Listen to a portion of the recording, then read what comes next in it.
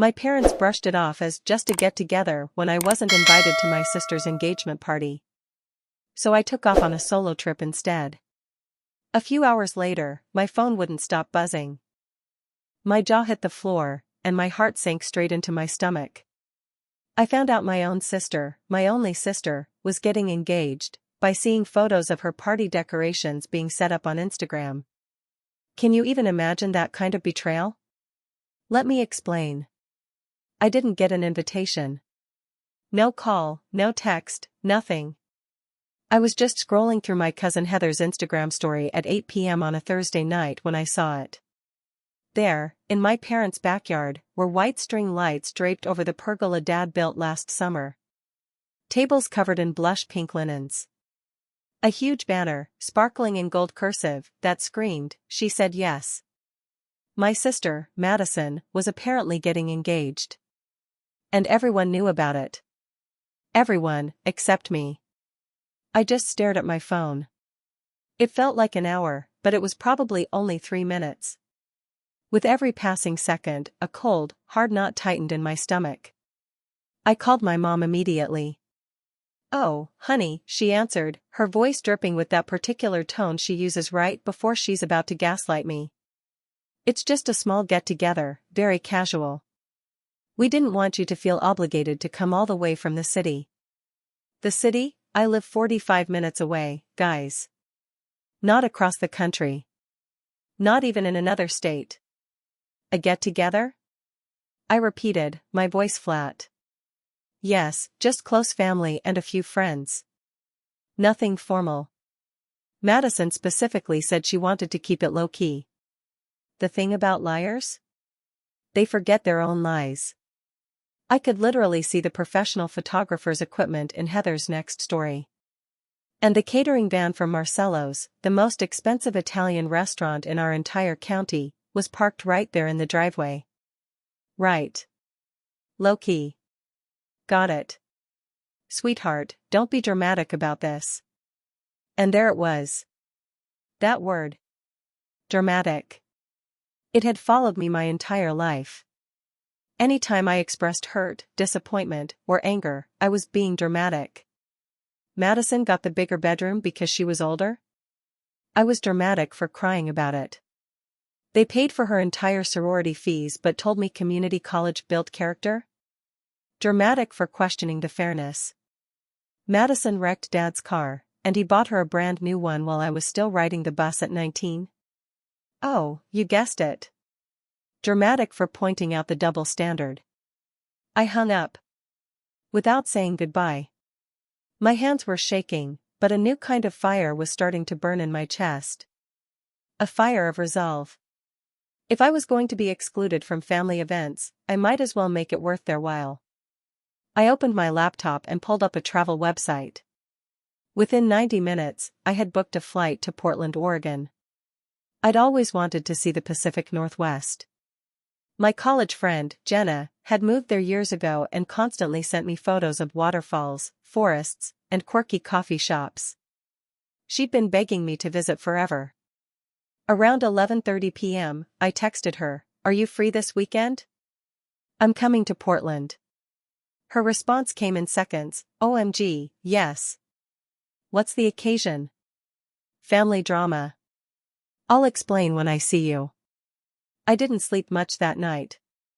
Instead, I tortured myself, scrolling through Madison's social media. Evidence of my own irrelevance. Photos of her showing off her ring, a massive princess-cut diamond that probably cost more than my car. Pictures of her fiancé, Brett, who looked like every other finance bro in a button-down and khakis. Comments from relatives I hadn't heard from in years, all congratulating her, all pretending they gave a damn about family. My flight left Friday at 6 a.m. The engagement party was Saturday at 2 p.m. Perfect timing. Friday morning, I packed a carry-on, grabbed my passport, even though I wouldn't need it, and called an Uber. I switched my phone to airplane mode before my mother could call and try to manipulate me into coming home. The flight was liberating. As I watched the clouds drift by, I felt something I hadn't felt in years: freedom. For the first time in my adult life, I was making a choice that had nothing to do with my family's expectations or Madison's shadow. Jenna picked me up from PDX with 2 iced lattes and a hug that lasted a full minute. "Okay, spill," she said as we drove toward her apartment in the Pearl District. "What happened?" I told her everything: the Instagram discovery, my mother's pathetic excuses, the years of being treated like an afterthought. She listened without interrupting. "That's why we'd stayed friends for so long." "That's absolutely insane," she finally said. "You know what? We're going to make this the best weekend of your life." "Forget them." We spent Friday evening exploring Powell's City of Books, where I bought 3 novels. We had dinner at a tiny ramen shop where the broth was so good I almost cried. We walked along the waterfront as the sun painted the sky in shades of orange and purple I'd never seen back home. I didn't turn my phone back on until Saturday morning. Big mistake. 73 notifications. Missed calls, texts, voicemails. My stomach dropped. The first text was from my mother, sent at 8 p.m. Friday. "Where are you? We need to talk about tomorrow." The second, from my father, 9 p.m. "Your mother is very upset. Call her." Then Madison, 10 p.m. "Mom said you're being difficult again. Can you please just come tomorrow?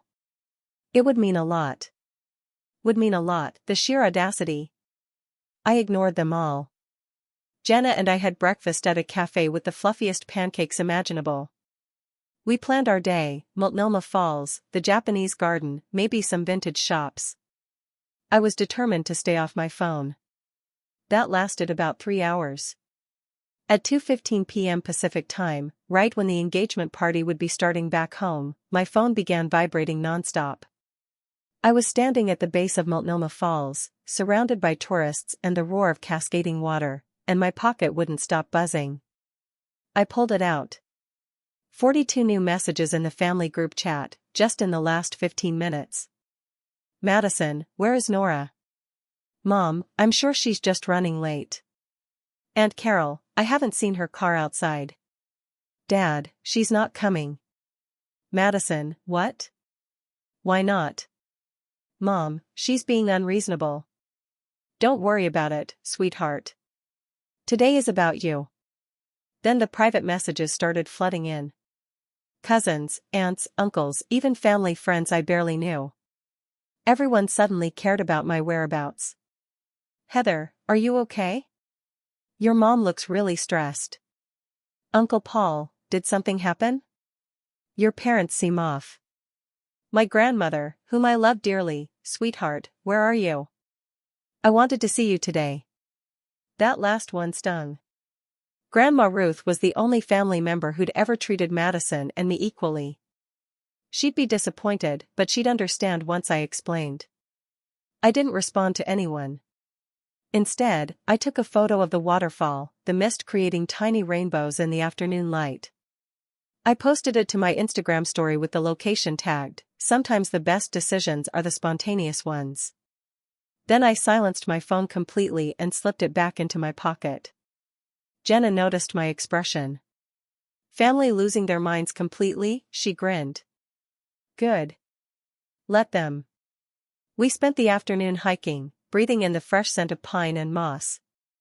I felt lighter with each step, as if the physical distance from home was releasing something I'd been carrying for 26 years. By the time we got back to Jenna's apartment around 6 p.m., my phone had accumulated another 90 notifications. I sat on her couch and finally decided to look.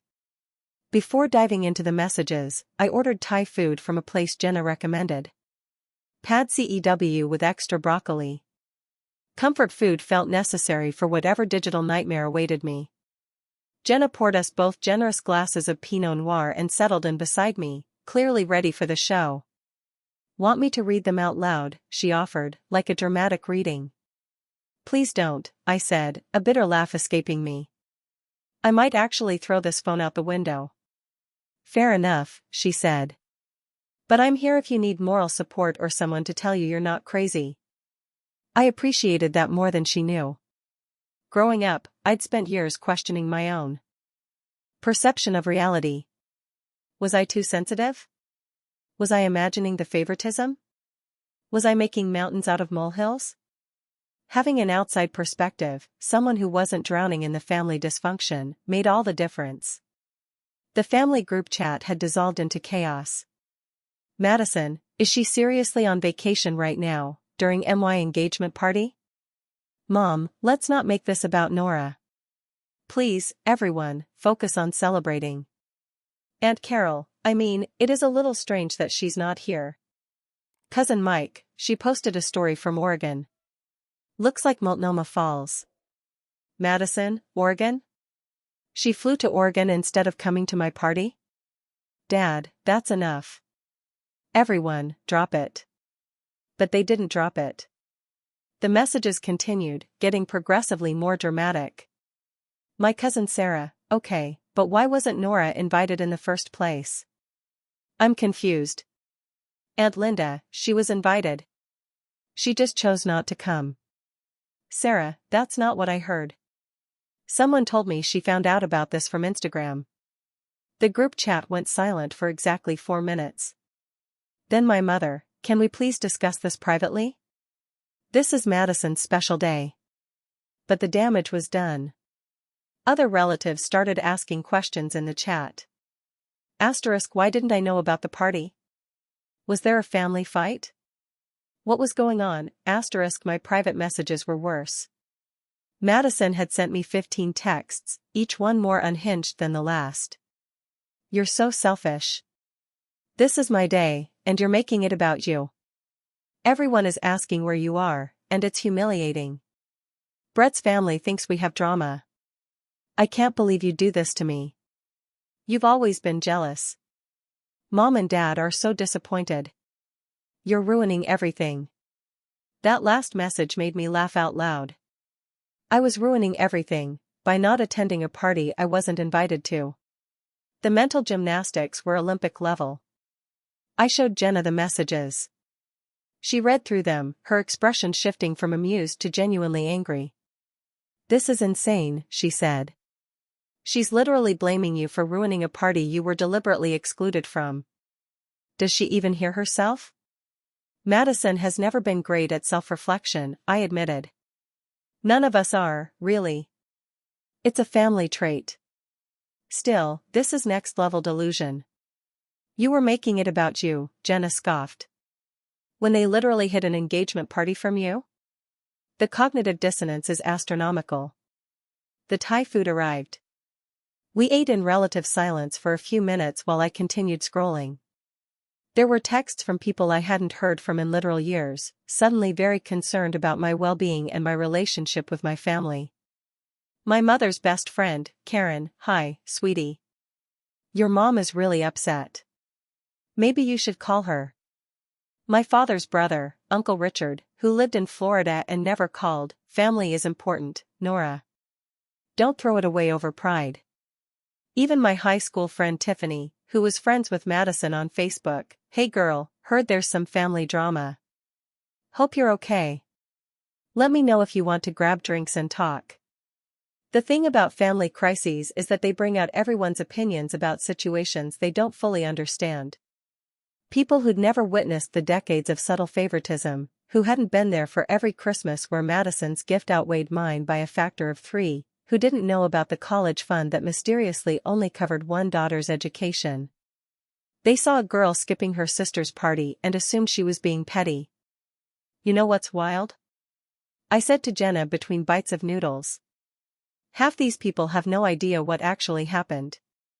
They're just assuming I'm the problem because that's the story they've been told. That's how family narratives work, Jenna replied, ever the psychology major.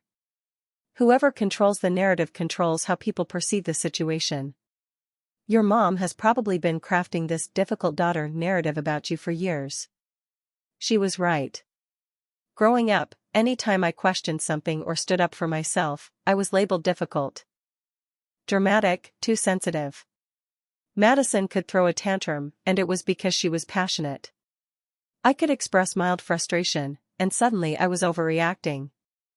The double standard had been so consistent, so pervasive, that even I had started to believe I was the problem. I spent so many years thinking something was wrong with me, I confessed. Like maybe I really was too sensitive or too demanding. Maybe I deserved to be treated like an afterthought. Jenna reached over and squeezed my hand. There's nothing wrong with you, Nora. There's something wrong with a family system that makes one child feel less than to elevate the other. That's not love. That's dysfunction. My mother called. I declined. She called again. Declined. On the third call, I answered. Nora Marie. You need to explain yourself right now. My full name. She was furious. Explain what, exactly? My voice was calm, which I knew would infuriate her more. You know what? You embarrassed this entire family today. Madison is devastated. Your grandmother kept asking about you. Everyone is talking about your little stunt. My stunt? I asked, incredulous. I went on vacation, Mom. People do that. The weekend of your sister's engagement party. The engagement party I wasn't invited to, I retorted. Silence. Then, we discussed this. It was a small gathering. We didn't think you'd be interested, right? So small, I said, every word dripping with sarcasm. You invited cousin Mike, whom I haven't spoken to in 5 years. So casual, you hired a photographer and catering. So low-key, you rented specialty linens. How did you know, Mom? Instagram? Your generation really needs to learn about privacy settings. Don't you dare turn this around.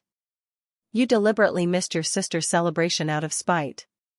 I missed a party I was deliberately excluded from. There's a difference. You're being a child.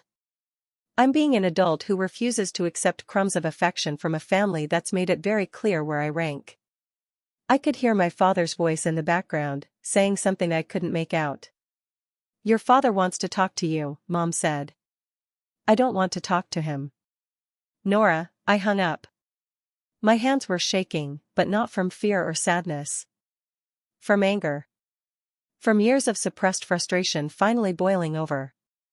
The adrenaline coursing through my body was intense. I'd never spoken to my mother like that before. Never hung up on her. Never directly challenged her version of events.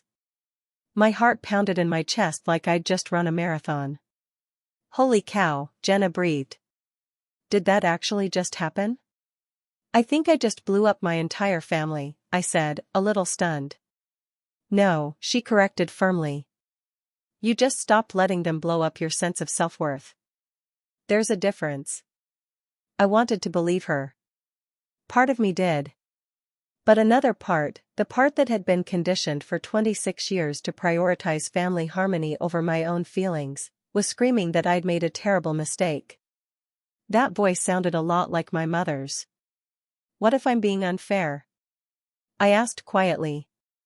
What if they really did think I'd be too busy to come?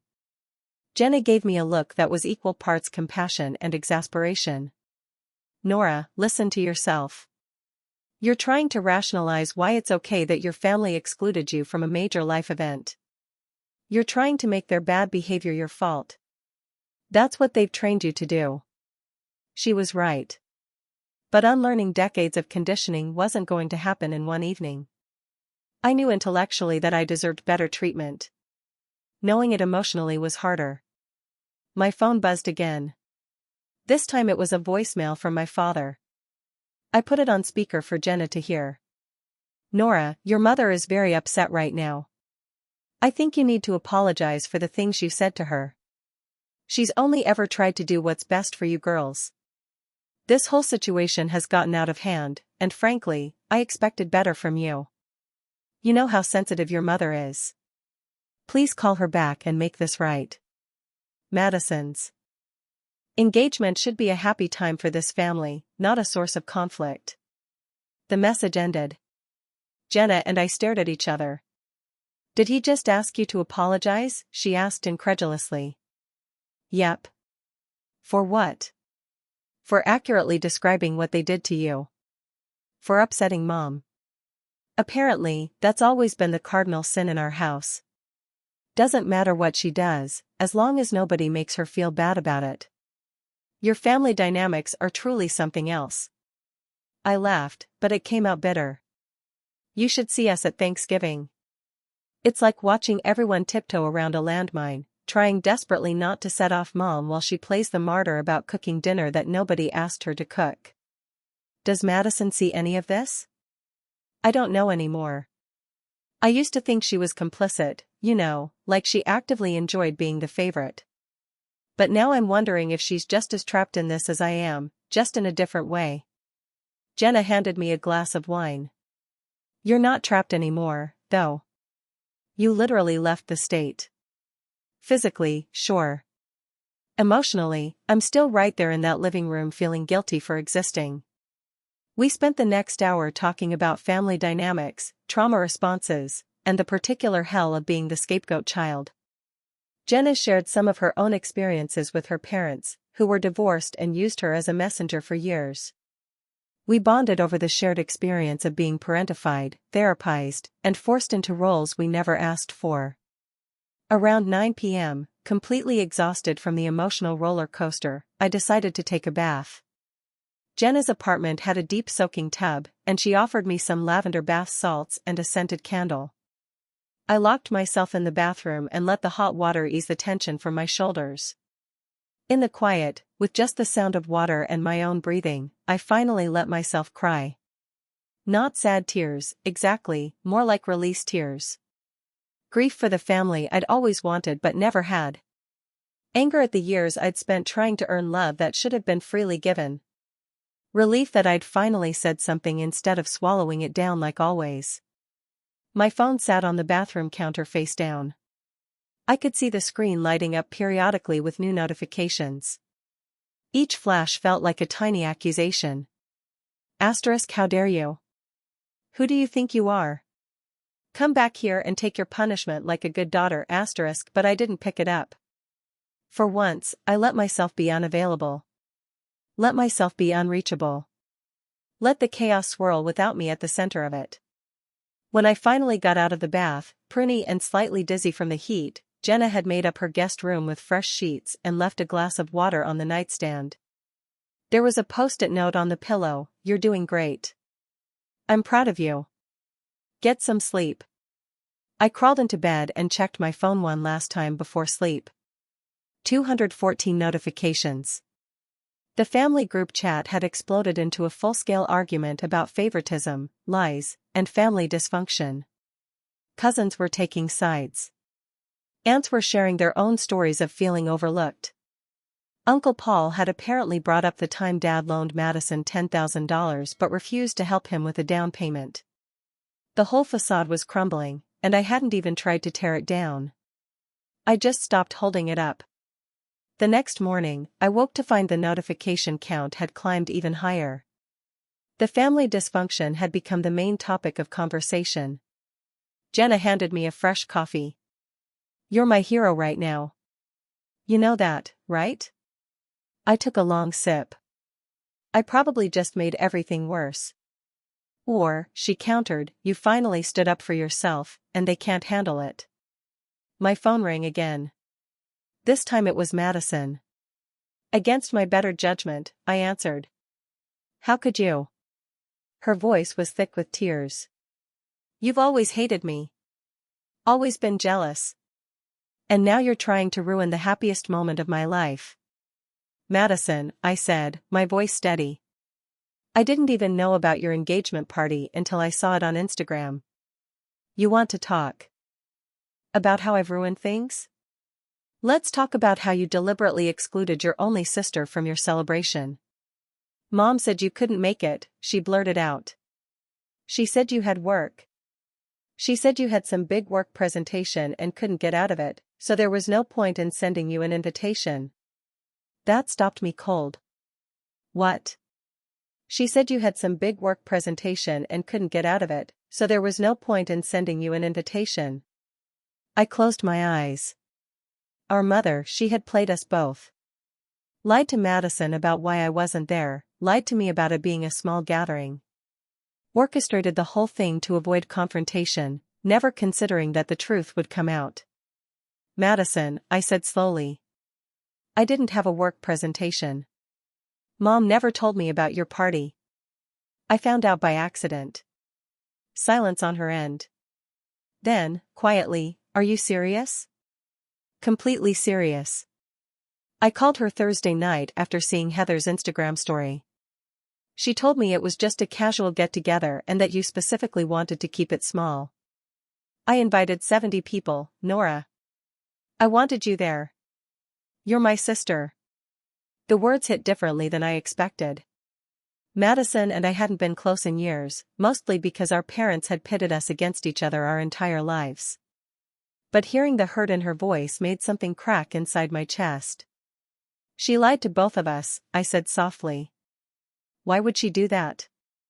I had theories. Our mother had always been conflict-averse to the point of toxicity. She'd rather lie to everyone than have a difficult conversation. She'd rather manipulate situations than address the underlying issues. She'd spent decades playing favorites while pretending everything was fair. And she'd gotten so good at it, she probably believed her own lies. I don't know, Madison, but I'm in Portland right now because I thought my family didn't want me at one of the biggest moments in my sister's life. Portland? She sounded confused. Like Oregon? Yeah. I got on a plane Friday morning. Jesus, Nora. She laughed, but it sounded sad.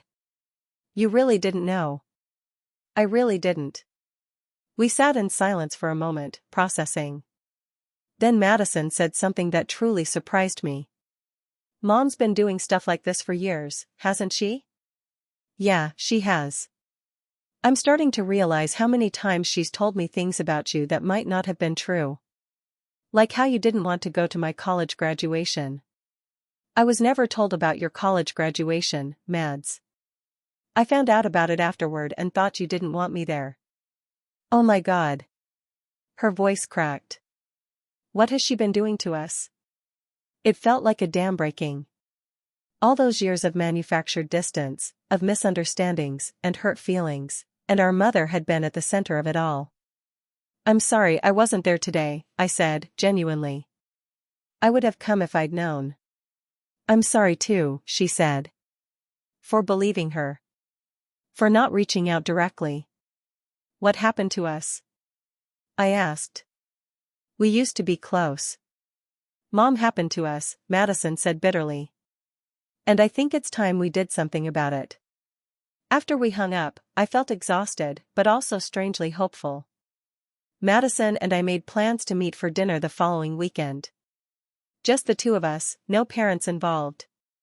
We were going to talk, really talk, for the first time in years. But the drama wasn't over. Not by a long shot. Sunday morning, I woke to a series of texts from various family members who'd apparently spent all night discussing the situation. The truth about Mom's lies had spread through the family like wildfire. Madison had told Brett, who told his parents, who mentioned it to some of the guests. Aunt Carol had started asking pointed questions. Cousin Sarah had gone full detective mode. The family group chat was a war zone. Aunt Carol, Nancy, did you really tell Nora she wasn't invited? Mom, this is a private family matter. Uncle Paul, private? You made it public by lying about it at the party. Uncle Richard, what's going on here? Someone fill me in. Grandma Ruth, Nancy, I'm very disappointed in you. That message from Grandma was probably what hurt my mother the most. Ruth was her mother-in-law, and they'd always had a respectful but slightly tense relationship. Grandma Ruth didn't mince words, and her disappointment carried weight. Dad finally chimed in, everyone needs to calm down. This is between Nancy and the girls. Sarah, no, Uncle Tom, it's really not. We all deserve to know if we're being lied to about family events. The chat devolved further. People taking sides, arguments about favoritism, and family dynamics. Someone brought up the time my parents paid for Madison's wedding dress shopping trip to New York but told me they couldn't afford to help with my car repairs. My cousin Mike mentioned the Christmas when Madison got a laptop and I got a gift card to Target. Every buried resentment, every overlooked slight came pouring out, and I wasn't even participating in the conversation. My mother called me 6 times Sunday morning. I didn't answer. She left voicemails ranging from angry to tearful to guilt-trippy. "You've turned the whole family against me," one of them said. "I hope you're happy." I wasn't happy, exactly, but I wasn't sad either. Mostly, I felt relieved. The truth was out there now. People could make their own judgments. My father's brother, Richard, called too, leaving a message about how family is everything and how I shouldn't throw it away over pride. Easy for him to say from his condo in Tampa, completely disconnected from the daily reality of our family dynamics. Jenna and I spent Sunday exploring the Japanese garden, eating delicious food cart cuisine, and browsing the Saturday market that was still running. I posted more photos to my Instagram, showing off the beautiful city and my genuine smile. Multiple family members commented, which felt surreal. "Grandma Ruth, beautiful sweetheart. Enjoy yourself. Cousin Sarah, you look so happy. Good for you." Even Aunt Linda, who'd initially sided with my mother, "Glad you're having fun, honey." Monday morning, I flew back home. Jenna hugged me tight at the airport. "You've started something," she said. "I hope you know that." "I know. Are you ready for whatever comes next?" "I have no idea," I admitted, "but I'm done being the family doormat." The flight back felt different than the flight out. I wasn't running away anymore. I was returning on my own terms, with my eyes wide open and my boundaries firmly established. I landed around 3 p.m. and took my time driving home from the airport. My apartment had never looked more welcoming. I was unpacking when someone knocked on my door.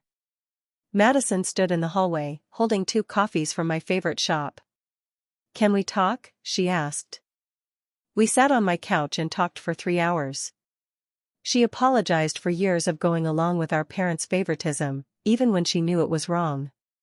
I apologized for resenting her instead of recognizing that she, too, was a victim of our mother's manipulation. We cried, we laughed, we made a plan. During those 3 hours, Madison told me things I'd never known. Our mom used to tell her that I was jealous of her success, that I talked badly about her behind her back, that I was competitive and couldn't be trusted with personal information. How every achievement Madison shared with the family came with a warning from Mom, "Don't tell your sister yet. She's going through a hard time and might feel bad about herself." "She made me feel like I had to hide my happiness from you," Madison said, wiping tears from her eyes. "Like being successful meant hurting you." And I believed her. "I thought you resented me." "I did resent you, I admit it. But not for the reasons Mom told you. I resented that you got the love and attention I was starving for. I resented that you seemed to get everything easily while I fought for scraps. But I never wanted you to fail, Mads. I just wanted to matter, too." She grabbed my hand. "You did matter. You do matter. I was just too caught up in my own stuff to see what was happening." We talked about specific incidents from our childhood and teenage years. The time Madison got a car for her 16th birthday and I got a bus pass and was told to be grateful. How Mom threw Madison a huge graduation party but told me mine would be just family because money was tight, even though it was only 2 years later. The way Madison's boyfriends were always welcomed into the house, while mine were subjected to interrogations and suspicion. "I thought that was normal," Madison confessed. "I thought all families had a kid who needed more attention and a kid who was more independent." "I needed just as much," I corrected her. "I just learned early that asking for it wouldn't get me anywhere." "God, Nora, I'm so sorry. I really am." What surprised me most was how much pain Madison carried, too. Being the golden child came with its own cage. Every achievement was expected. Every mistake was devastating because it threatened her position. She'd spent her whole life performing perfection to maintain the love that should have been unconditional. Brett noticed it, she said. He told me how I panic if I think I've disappointed his parents. How I need constant reassurance. He asked me why I apologize so much, even for things that aren't my fault. And I realized I've been apologizing my whole life for taking up space, for not being perfect enough, for potentially losing their approval. That's exactly how I feel, I said, stunned. I apologize for existing. We're both messed up, just in different ways. Mom made sure of that. We discussed Brett and his family. According to Madison, they were refreshingly normal. They had conflicts but addressed them directly. They could disagree without creating drama. Brett's mother had actually apologized to Madison once for being short with her during a stressful week. She apologized, Madison repeated like it was a foreign concept. Can you imagine Mom ever doing that? Taking accountability for her behavior? I couldn't. In my entire life, I'd never heard my mother say the words, "I'm sorry," unless they were followed by, "You feel that way," or "You misunderstood." The plan was simple, boundaries, real ones. Madison and I would maintain our relationship independent of our parents. We'd communicate directly instead of through them. We'd call out lies when we heard them. We'd support each other instead of competing for scraps of approval. Brett's parents are great, Madison told me. They have their issues, but they're straightforward. No games. Being around them has made me realize how messed up our family dynamics are. Are you going to confront Mom? I asked. We're going to confront Mom, she corrected. Together. This week. Wednesday evening, Madison and I arrived at our childhood home together. We texted our parents that we needed to have a family meeting. Dad opened the door looking wary. Mom sat in the living room, her arms crossed defensively. Walking into the house felt surreal. Everything looked exactly the same as it had during my childhood. The same beige couch Mom had reupholstered twice rather than replace. The same family photos on the wall, though I noticed there were significantly more of Madison than of me. The same artificial floral arrangement on the coffee table that had been there for at least a decade. But I felt different walking through that door. For the first time in my life, I wasn't walking in alone. Madison was beside me, and we were united in a way we'd never been before. We'd rehearsed what we wanted to say. We promised each other we wouldn't let Mom redirect or manipulate the conversation. We were ready. Dad gestured for us to sit down. Madison and I chose the love seat across from where Mom sat in her usual armchair. Dad hovered near the doorway like he wasn't sure whether to stay or flee. The air was thick with tension. Mom's jaw was set in that particular way she had when she was preparing for battle. Her hands were clasped tightly in her lap, knuckles white. She looked smaller than I remembered, somehow fragile. It was a look she'd used before when she wanted sympathy. Girls, she started, her voice saccharine sweet. I'm so glad you're both here. We can put this silly misunderstanding behind us. It wasn't a misunderstanding, I said firmly. It was a deliberate lie. Multiple lies, actually. Mom's expression flickered for just a second before the mask slid back into place. I don't know what you, Mom. Madison's voice was sharp. Stop. We've compared notes.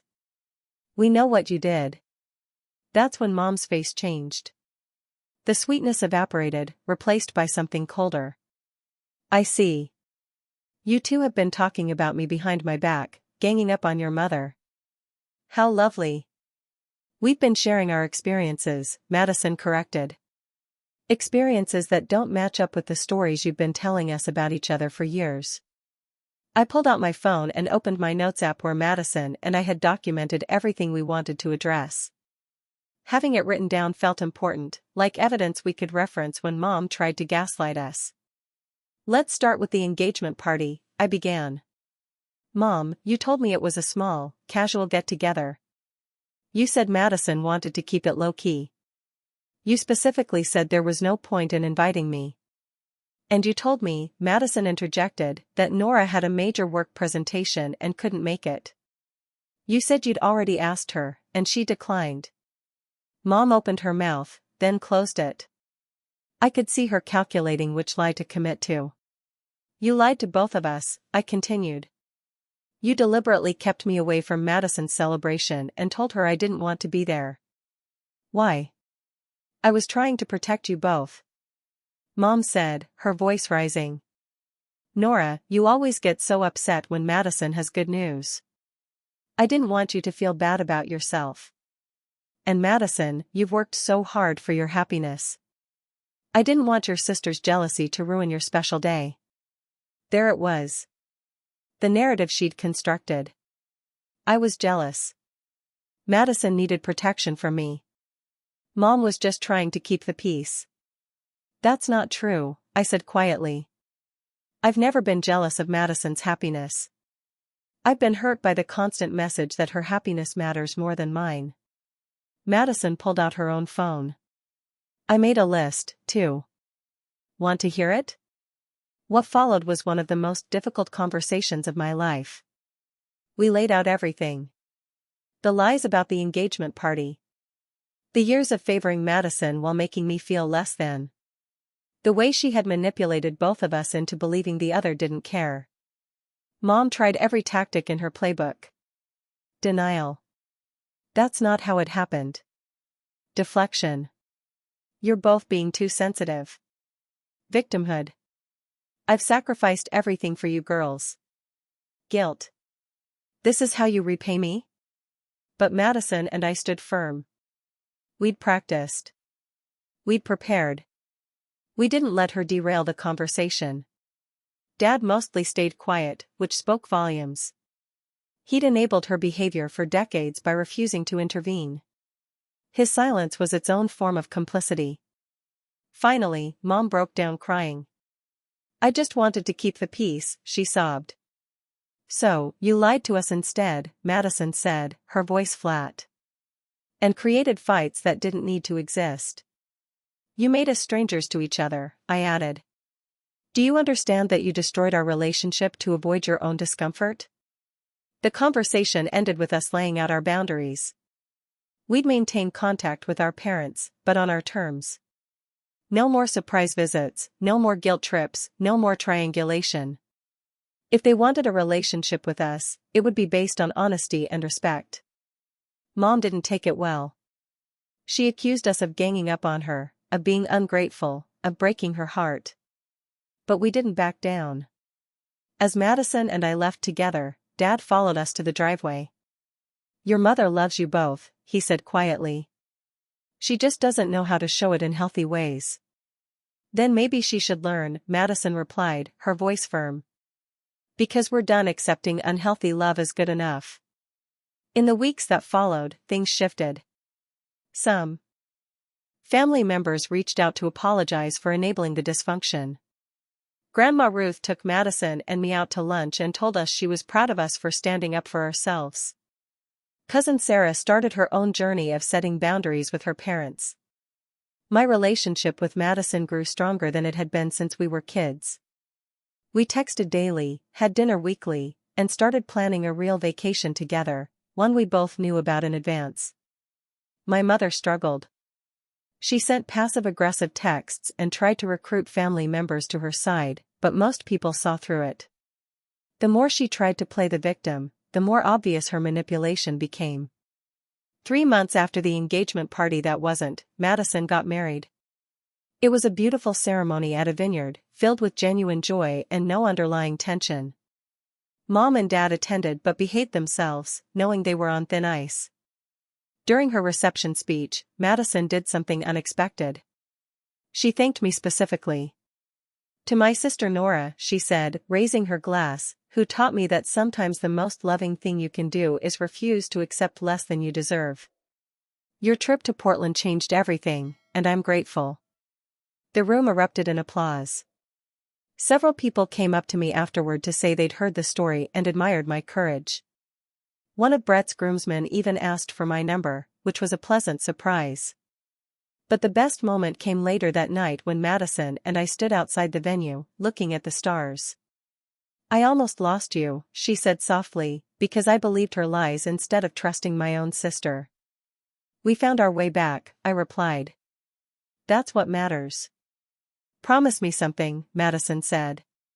"Promise me we'll never let anyone come between us again." "Not Mom, not anyone." "I promise." We hugged, and I felt something I hadn't felt in years. Belonging. Real, unconditional, honest belonging. My solo trip to Portland hadn't just been an act of rebellion or revenge. It had been a declaration of self-worth. It had been me saying loudly and clearly that I mattered, that my feelings mattered, that I wouldn't accept being treated as an afterthought anymore. Did it blow up my family dynamics? Absolutely. Did it cause drama and hurt feelings and difficult conversations? Without question. But it also freed me. It freed Madison. It started a chain reaction of healing and honesty that never would have happened if I'd just accepted the lie and stayed quiet. Sometimes the most dramatic thing you can do is simply refuse to participate in your own marginalization. Sometimes revenge isn't about hurting the people who hurt you. It's about loving yourself enough to walk away. And sometimes a spontaneous trip to see a waterfall is the beginning of finding your way back to yourself and to the people who actually matter. My phone doesn't vibrate nonstop anymore. These days, when it buzzes, it's usually Madison sending me a funny meme or Jenna asking when I'm coming back to Portland. The family group chat still exists, but it's quieter now, more respectful. Mom and I talk, but there's a distance there that might never fully close. And I've made peace with that. Because here's what I learned: you can't control how people treat you, but you can control how you respond. You can't force people to value you, but you can choose to value yourself. And you can't change the past, but you can decide who gets to be part of your future. My sister's engagement party happened without me, but everything that mattered happened because of it. And I'd book that flight to Portland again in a heartbeat.